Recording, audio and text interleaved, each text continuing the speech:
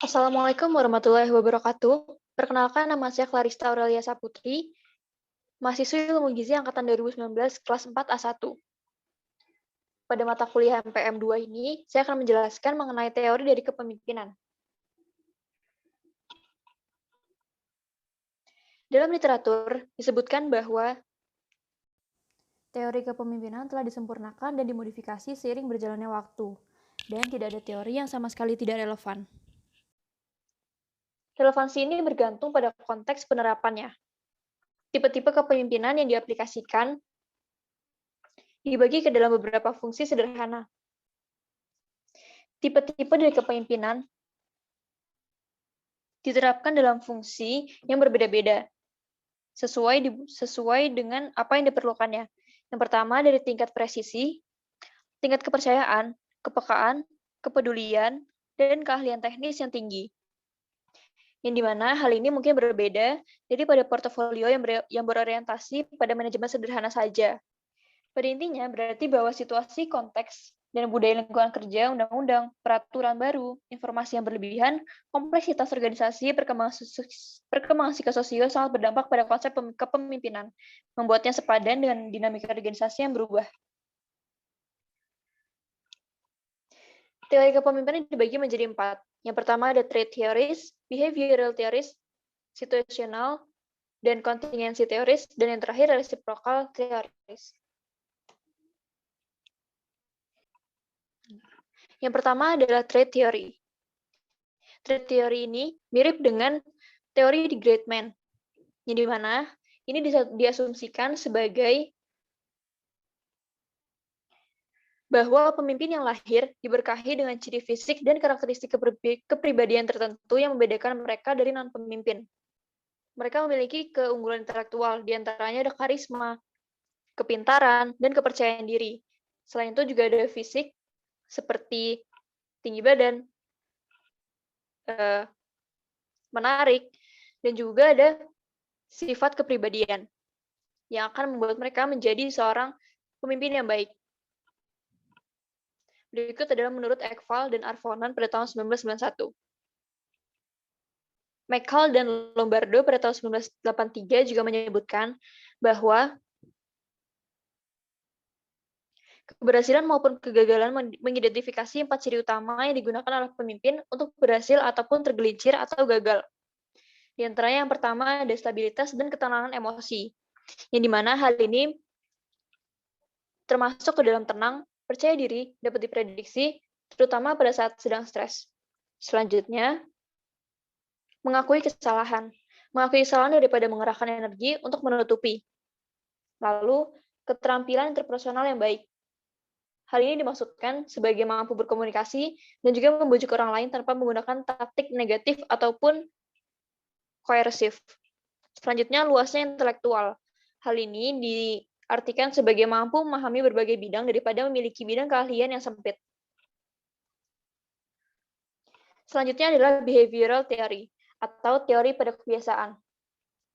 Teori ini berkebalikan dengan teori Greatman ataupun teori trait. Karena pada teori behavioral, di sini disebutkan bahwa pemimpin tidak didasarkan pada keadaan saat ia lahir, namun dibentuk pada ketika ia lahir. Fokus dari teori ini adalah tindakan daripada kualitas intelektual dan pribadi para pemimpin. Hal ini menunjukkan bahwa pemimpin yang hebat diciptakan melalui pelatihan dan juga observasi. Adapun tersebut menurut Aman Chokwu pada tahun 2015. Menurut teori ini, seorang pemimpin menggunakan 3 keterampilan untuk mempengaruhi pengikutnya. Pertama, teknis, 2 manusia, dan yang ketiga, konseptual. Seorang pemimpin yang sukses menentukan tujuan dan motivasi karyawan untuk mencapai tujuan yang ditetapkan, berinteraksi dan berkomunikasi secara aktif, membangun tim, dan lain-lain. Batasan teori ini adalah bahwa perilaku tertentu mungkin relevan dan berguna di waktu tertentu, namun mungkin tidak relevan dan tidak biasa pada waktu yang berbeda. Selanjutnya adalah situational theory. Sejalan dengan teori ini, Para pemimpin memilih tindakan terbaik berdasarkan apa yang mereka yakini, situasi yang membutuhkannya.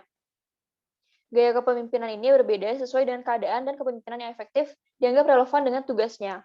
Untuk menjadi pemimpin yang efektif, salah satunya harus menyesuaikan gaya mereka dengan kesiapan kinerja melalui kemampuan ataupun kemauan.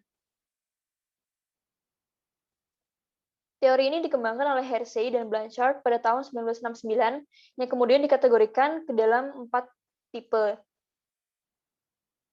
Yang pertama adalah mengarahkan, kedua melatih, 3 mendukung, dan keempat mendelegasikan. Gaya kepemimpinan yang paling baik digunakan bergantung pada kesiapan kinerja kelompok. Selain keempat kategori yang telah disebutkan, Hersey dan Blanchard juga mengkategorikan kesiapan kinerja ke dalam 4 tingkatan. Yang pertama, sangat mampu dan percaya diri. Yang kedua, mampu namun tidak mau.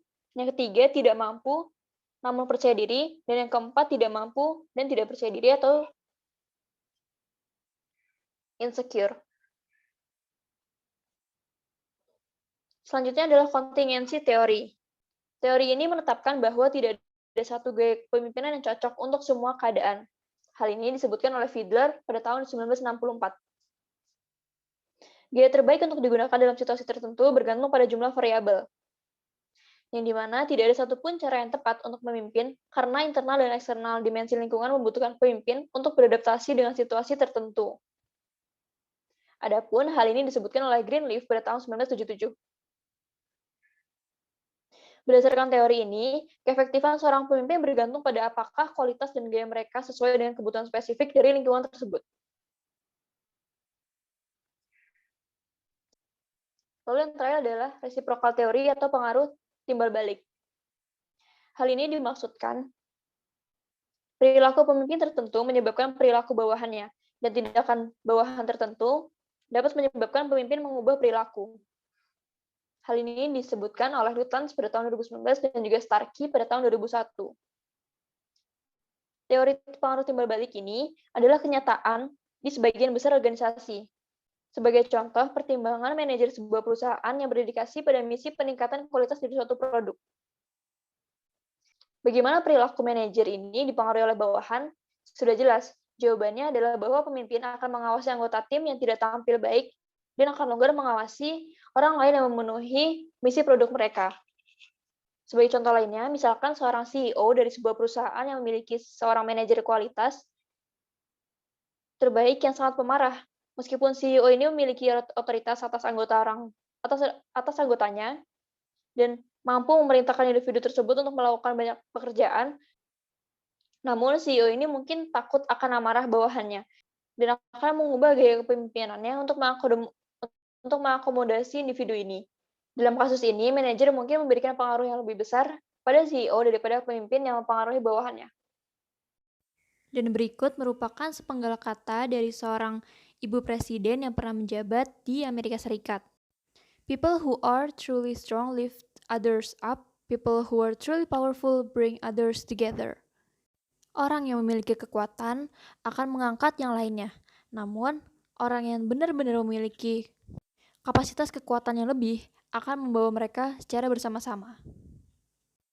Dan itulah yang dilakukan oleh seorang pemimpin. Berikut merupakan referensi yang saya gunakan dalam menjelaskan teori kepemimpinan hari ini. Atas segala kesalahan ataupun kekeliruan dari apa yang telah saya jelaskan, saya mohon maaf dan semoga dapat diperbaiki di kemudian hari.